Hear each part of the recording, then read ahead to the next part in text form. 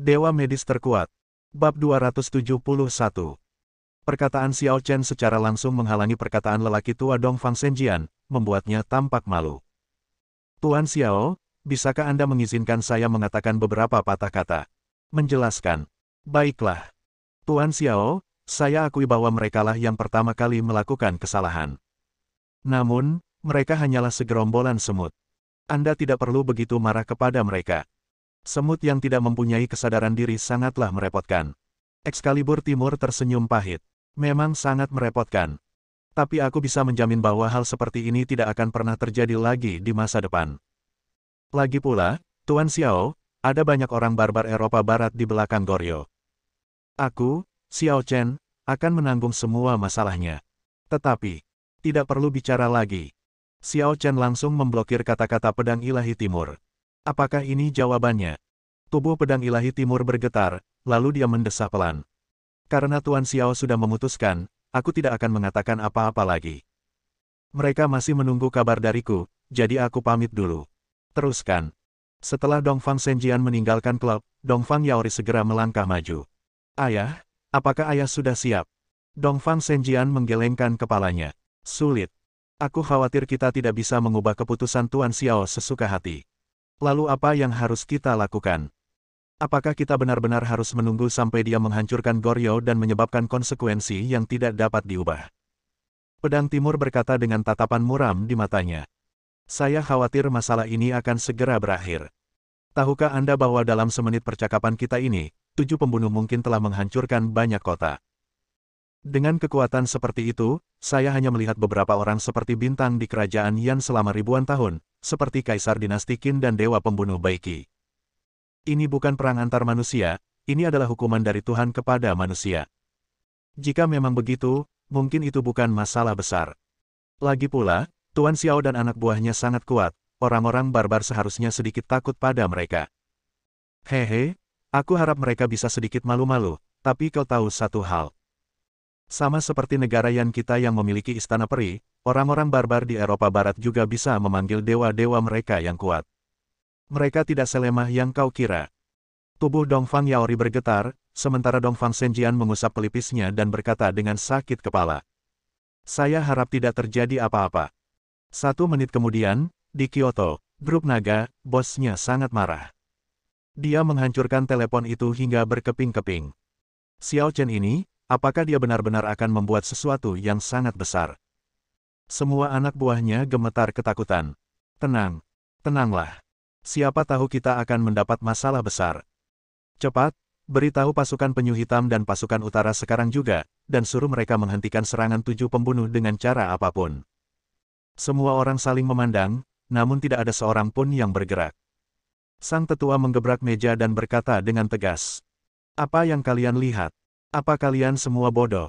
Semua orang tersenyum pahit dan menjawab.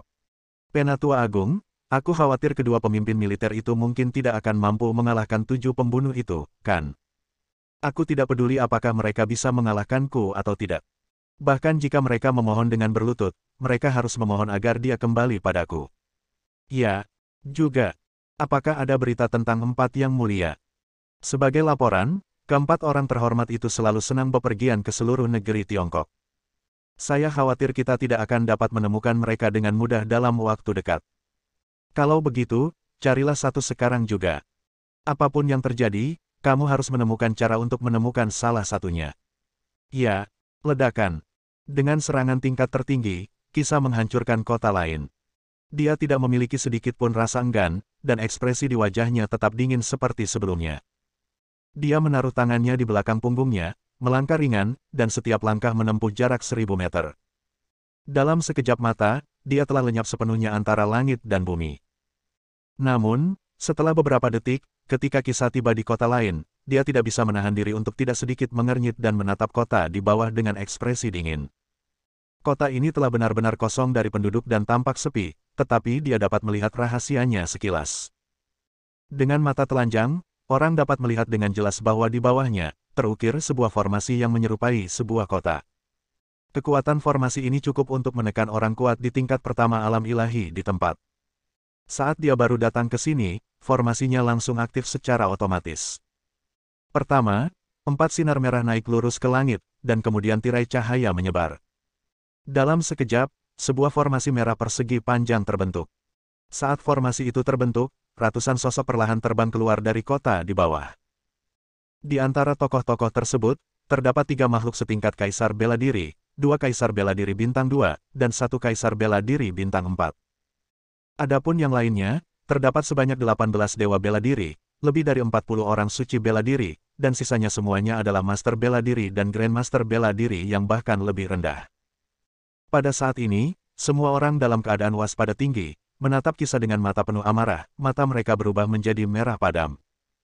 Selama ribuan tahun, selain ekspedisi Kaisar Kerajaan Yan ke barat, tidak ada seorang pun yang pernah membayar harga semahal itu. Ekspresi Kisah acuh tak acuh. Dibandingkan dengan Xiao Chen, dia kurang sedikit rasa kemanusiaannya. Dia sendiri bukanlah manusia, dan dia tidak punya perasaan ingin bermain dengan mangsa, jadi siapapun yang menjadi sasarannya hanya akan membayar harga kematian. Kalian terlalu bertele-tele. Semua orang, kepalkan tangan kalian. Pada titik ini, apakah kamu tidak merasa menyesal? Jangan ganggu dia, bunuh saja dia dan beritahu dia bahwa kita bukanlah tipe orang yang bisa dia ganggu sesuka hatinya. Unggul. Setelah perintah diberikan, para resi dan master bela diri itu segera mengendalikan formasi untuk berputar. Untuk sesaat, energi spiritual langit dan bumi sekitar dengan cepat mengembun menjadi formasi. Tetapi anehnya, formasi ini hanya memberkati tongkat-tongkat ini dan tidak memberkati 7 pembunuh. Tidak hanya itu, bahkan energi spiritual yang awalnya dapat diserap Kisah kini sepenuhnya berada di luar kendalinya dan tidak dapat diserap olehnya. Bab 272. Momentum Korea sedang meroket. Kekuatan Kaisar Bela Diri Bintang 4 itu meningkat pesat, dan dengan kecepatan yang terlihat dengan mata telanjang, ia dengan cepat naik ke tingkat Kaisar Bela Diri Bintang 5, kemudian Kaisar Bela Diri Bintang 6, dan akhirnya mencapai tingkat Kaisar Bela Diri Bintang 8. Kekuatan 2 Kaisar Bela Diri Bintang 2 lainnya juga melonjak pesat, dan akhirnya mencapai tingkat Kaisar Bela Diri Bintang 5. Belum lagi alam Dewa Bela Diri dan alam suci Bela Diri lainnya, makin rendah kekuatannya, makin cepat pula peningkatannya. Kaisar Tongkat yang paling kuat, dengan tangan di belakang punggungnya, dipenuhi dengan aura. Pakaiannya menggelembung dan ujung-ujung pakaiannya menari-nari. Dia mengangkat bibirnya sedikit, dan berkata dengan arogansi dan bangga. Ini adalah formasi terkuat dari Sekte Dewa Pelindung Goryeo kami. Formasi ini dapat dengan cepat mengumpulkan energi spiritual dari langit dan bumi di sekitarnya dengan kecepatan 100 kali lipat. Selain itu, energi spiritual langit dan bumi ini hanya akan dinikmati oleh orang-orang kami sendiri, bukan oleh Anda. Formasi ini bahkan dapat memutus energi spiritual yang dapat Anda serap. Oleh karena itu, dalam formasi ini, Anda sama sekali tidak memiliki peluang untuk menang. Kaisar Wu lainnya juga menertawakan 7 pembunuh. Benar sekali. Dalam formasi ini, semakin lemah orangnya, semakin besar peningkatan yang akan mereka dapatkan. Meskipun ada banyak orang dengan kekuatan rendah di antara kita, pada saat ini, di bawah peningkatan formasi, kita juga bisa mendapatkan manfaat maksimal. Wajah Kisah tetap sedingin biasanya, tetapi tiba-tiba, dia berbicara. Kalau aku tidak salah, formasi ini dari negeri Yan, kan? Wajah orang-orang Korea itu memerah sesaat, tetapi segera mereka menjadi marah. Bajingan! Ini Goryeo kami, formasi yang kami ciptakan sendiri. Beraninya kau mengejek kami. Kau menghina Goryeo kami. Minta maaf kepada kami segera. Kisah menggelengkan kepalanya. Lupakan saja. Pokoknya, kalian para idiot hanya bisa menjiplak Yan Guo dan kemudian mengklaim bahwa hasil plagiarisme itu adalah karya asli kalian sendiri. Sialan. Kau keterlaluan. Bunuh dia. Biarkan dia merasakan kemarahan Gaoli yang luar biasa. Bunuh. Orang Korea sangat marah. Pada saat ini, dia tampak lebih marah daripada saat Kisah membunuh begitu banyak orang Korea dari Goryeo. Harga diri orang Korea yang kuat benar-benar terluka. Sebaliknya, Kisah menatap mereka yang berlari ke arahnya dengan wajah tanpa ekspresi. Membunuh. Tongkat-tongkat Korea itu menyerbu maju dengan gigi-gigi terekspos dan menggeram bagaikan sekelompok anjing liar yang mengincar mangsanya. Jaraknya makin dekat. Bisa dibayangkan jika seorang praktisi bela diri biasa akan mencabik-cabik mereka dalam hitungan menit. Namun sayangnya, Kisah bukan seorang praktisi biasa. Melihat ratusan manusia tongkat yang menyerbu ke arahnya, dia mendengus dingin, berjalan lurus ke depan, dan melancarkan pukulan, menghantam kepalan tangan Dewa Perang Tongkat secara langsung, dan tinju itu menembus dadanya. Cahaya tinju itu terus bergerak maju dengan kekuatan yang tak tertahankan, berubah menjadi seberkas cahaya dahsyat yang melesat ke bawah, menembus badan tongkat itu satu demi satu. Dengan satu gerakan, dia membunuh lebih dari 30 Master Korea dalam hitungan detik. Pada saat ini, dari sudut lain, tongkat-tongkat lainnya juga telah menyerbu, dan puluhan bila udara ditembakkan tanpa ampun ke arah Kisah. Kisah tidak terburu-buru. Dia hanya melempar bangkai tongkat di tangannya. Dalam sekejap, bangkai tongkat itu pun dipotong-potong oleh teman-temannya. Kemudian, bila angin itu tidak melambat sama sekali dan langsung menuju ke wajah Kisah. Ledakan, ledakan, ledakan. Kekuatan masing-masing bila udara tidak kalah kuatnya dengan bola meriam, tetapi ketika mengenai tubuh Kisah, bila-bila itu bahkan tidak mengangkat ujung bajunya. Seolah-olah, bagi Kisah, bila udara ini hanyalah angin sepoi-sepoi biasa, tidak ada bedanya. Terlalu lemah. Kisah mendengus pelan, matanya bergerak sedikit, dan dua sinar cahaya putih menerobos udara, langsung membersihkan semua bila angin di depannya, dan membunuh puluhan Master Korea di depannya. Brengsek, berhentilah bersikap sombong. Ikuti langkahku. Kaisar bela diri bintang 7 Korea telah bergegas ke sisi Kisah pada suatu saat dan meninju pelipis Kisah. Kisah mendengus dingin, bahkan tanpa menatapnya, dan langsung meninjunya. Pukulan itu terlihat sangat biasa, dan kekuatan yang ditunjukkannya bahkan jauh lebih rendah daripada Kaisar bela diri bintang 7 Korea. Akan tetapi, ketika tinju itu bertabrakan dengan tinju lawan, seketika tinju itu pun meledak dan bahkan seluruh lengan Kaisar bela diri bintang 7 Korea. Kemudian, Kisah mengubah tinjunya menjadi cakar dan mencengkeram leher lawan. Tidak. Lawan tadi penuh semangat, tetapi dalam sekejap mata, ia berubah seperti anak ayam yang tenggelam, mengepakkan lengannya terus-menerus. Akan tetapi, tidak peduli seberapa keras dia memukul dan menendang, lengan Kisah tidak mau rileks sedikit pun. 2 detik kemudian, Kisah dengan santai mengatupkan mulut harimaunya, dan dengan suara, klik, yang tajam, Kaisar bela diri bintang 7 langsung tidak bergerak.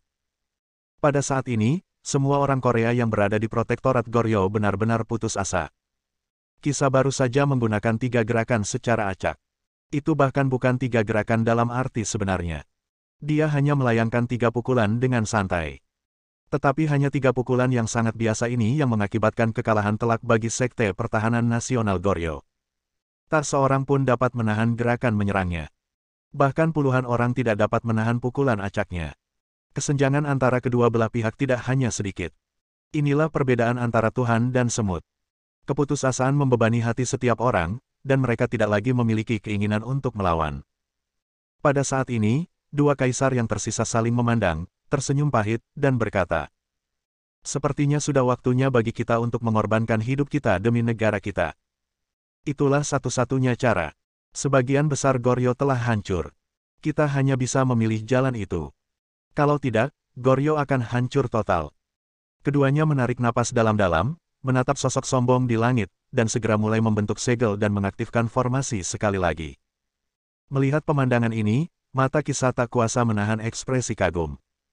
"Aku tidak menyangka bahwa di antara kalian orang-orang bodoh, ternyata ada 1 atau 2 orang yang lebih berani." Setelah mendengus pelan, dia menghentakkan kakinya dan langsung menyerbu ke arah 2 kaisar bela diri itu. Ketika orang Korea lainnya melihat pemandangan ini, mereka bergegas maju dengan putus asa. "Bunuh dia.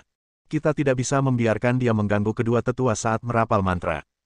Tetapi tongkat apapun yang menyentuh Kisah akan hancur dan meledak oleh energi spiritual bertekanan tinggi di sekitar Kisah, berubah menjadi pecahan dan bubuk. Adapun 7 pembunuhan, kekuatan pengebirian mereka tidak berkurang. Kedua kaisar tongkat berkeringat dingin di dahi mereka, dan kecepatan membentuk segel dengan tangan mereka juga meningkat pesat. Melihat Kisah hendak tiba di depan mereka berdua, tiba-tiba, semua tongkat dalam formasi itu berubah menjadi kemasan. Pada saat yang sama, energi spiritual langit dan bumi di sekitarnya juga mengembun menjadi formasi dengan kecepatan yang sangat cepat. Akhirnya, ketika Kisah tiba di depan mereka, formasi itu meledak. Bersambung.